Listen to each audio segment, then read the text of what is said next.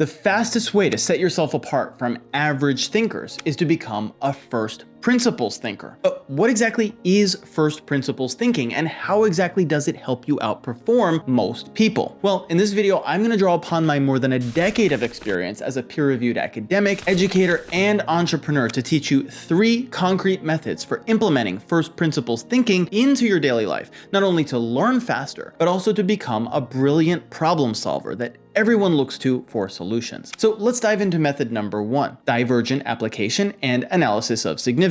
Let's imagine you're placed in a room with the following objects placed on a table: a candle, 6 thumbtacks, a matchbox, and 2 matches. Your objective is to find a way to attach the candle to the wall and light it, and you must use only the materials you are given. So how would you accomplish this? Well, here's where first principles thinking becomes really helpful. You see, first principles thinking is an approach to critical thinking that helps you run a stress test on fundamental assumptions underlying processes, plans, ideas, and systems. By running this stress test, you can assess whether those assumptions work or not, and if they don't work, decide which ones to apply instead. So have you thought of a solution yet? Well, the standard answer to this is to take the matchbox, empty it completely, place the candle inside the box, pin the box to the wall with the thumbtacks, and then voila, now you can light the candle. Did you think of this solution? And are there any other possible solutions? Well, that's the thing. There just might be further solutions to this, and in fact, I've heard of at least one other solution. But here's the important question. What other types of situations in your life require similarly complex decision-making or creative solutions, and how can you get better and faster at coming up with the best ones? Well, the good news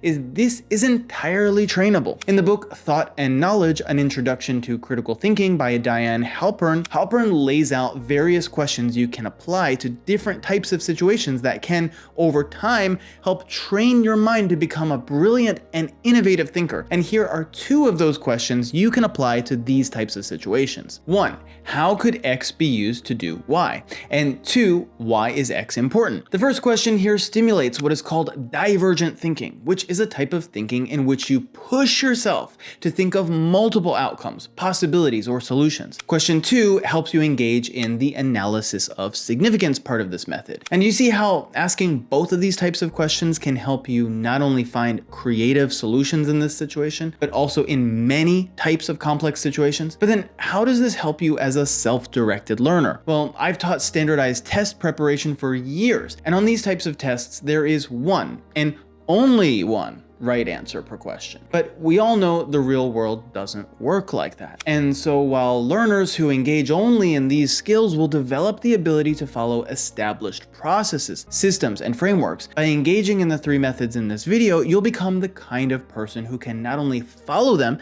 but instead also innovate upon them, and if necessary, undermine them. And it's thinkers who do this who ultimately change the world. If you want to learn some more advanced methods of first principles thinking and critical thinking, then be sure to check out my free critical thinking masterclass in the pinned comment below. If you use only this method though, you'll still fall victim to assumptions that will ultimately hinder your potential. And so that's why we need method 2 here, activation of prior knowledge and semantic analysis. To understand this method, let's consider the following scenario. A young boy and his father went for a Sunday drive. A drunken driver swerved in front of their car, killing the father on impact. The young boy was rushed to the nearest hospital where the chief of neurosurgery was summoned to perform an operation. Upon seeing the boy, the chief of neurosurgery cried out, "I can't operate on him. He's my son." Now, think about this for a moment. How is this possible? Well, this is precisely where our method here becomes critical. To engage in this method, we can apply the following questions. 1, what do we already know about X? And 2, what is the meaning of X? So then let's review the situation once again, as well as all the relevant facts. In the first place, we know the father and son went for a drive. Second, we also know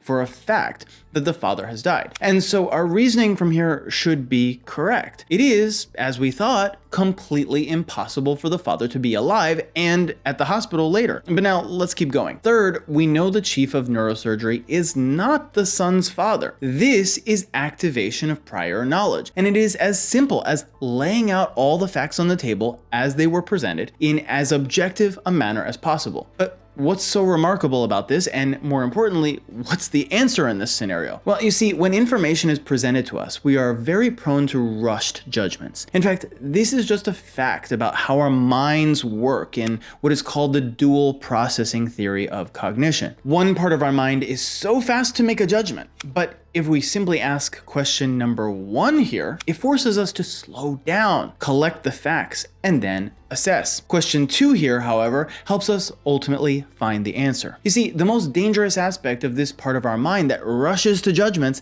is that it relies heavily on our biases. But simply by asking, for instance, what is the meaning of son, we find clarification. For after all, the answer to this question is the male offspring of a parent. If we also ask, what is the meaning of chief of neurosurgery, we will also gain clarification, since the answer to this is simply a person who runs a neurosurgery department. From there, perhaps it will start to become a whole lot more obvious that the chief of neurosurgery is simply this boy's mother. And I'll even admit it, the first time I heard this scenario, I didn't even think of that possibility at first, which obviously reflects my own biases. And being aware of our biases like this is one of the first steps toward rational thinking. But how about you? You see, something like this might seem like a small assumption, but the dangerous thing is we're making small assumptions like this every time we hear some new piece of information. And for a self-directed learner like you, a lifelong learner who values truth above all else, do you now see why you need to consistently apply this method in order to make sure you are consistently making the best decisions? Well, this method is important, but not nearly as important, and in fact, potentially life-changing as our third and final method here: comparison, contrast, evaluation, and perspective taking. To illustrate this method, imagine the following scenario. Let's say I'm given $50, and from here, we have to figure out how to split it between 2 people, me and you. The rules, however, are that I get to decide how much to offer you, and you're free to accept or reject my offer. So in the first case, I decide I'll offer you $25. Would you take this deal? Research shows you probably would, because after all, you're a rational person, right? Well, that's the key question here. Are you really rational? Am I? Let's test that assumption by considering a second scenario. In our second scenario, I am again given $50 and the same rules apply. However, this time I offer you $2. Would you take this deal? Let me know in the comments. Well, according to what is called rational choice theory, which is a model that much of mainstream economics is founded upon, by the way, you should still accept my offer. In fact, if I offer you even a penny, you should still accept it. But does something just kind of rub you the wrong way about this? Well, if you wouldn't take the money, then according to rational choice theory, you're irrational, because after all, you didn't have any money to begin with, and if you accept my offer, it's still a net gain for you. But if you're the supposedly irrational one here, you're in good company. Research in what is called neuroeconomics shows that a significant number of people choose not to accept the offer. The most common reason? Because it's unfair. You see, in recent years, one of the main critiques thinkers in the social sciences and cognitive sciences have made is that the current paradigm of rational choice, as laid out in economic theory, is highly flawed. In other words, they're questioning one of the most fundamental assumptions, or in other words, the first principles of mainstream economic theory, namely that all value can be measured adequately through what's called a utility maximization, or at least a utility satisficing model. Okay, it's not too important for you to get stuck on all this terminology, but it's important at least to understand what kinds of critical thinking tools we have to assess this type of situation. And these tools are, once again, certain questions we should ask ourselves. And these are: 1, what is the difference between X and Y? 2, what is similar about X and Y? 3, what is the best X and Y? And 4, how would person X see the issue of Y? The first 2 questions help us assess comparisons and contrasts. For instance, in this situation, we can ask something like, is there any relevant difference in value loss or gain that we're not noticing between the $25 split scenario and the $48 $2 split scenario? When we ask this question, it forces us to comprehensively brainstorm how the 2 situations are similar, different, and which of these similarities or differences are actually relevant. The third question here is an evaluative question, and it's a question I've attempted to answer in my own academic work in the field of value theory. And in this situation, we could ask something like, what is the best measure of value and why? This is very open-ended, but it forces us to justify the standard of measurement we're using.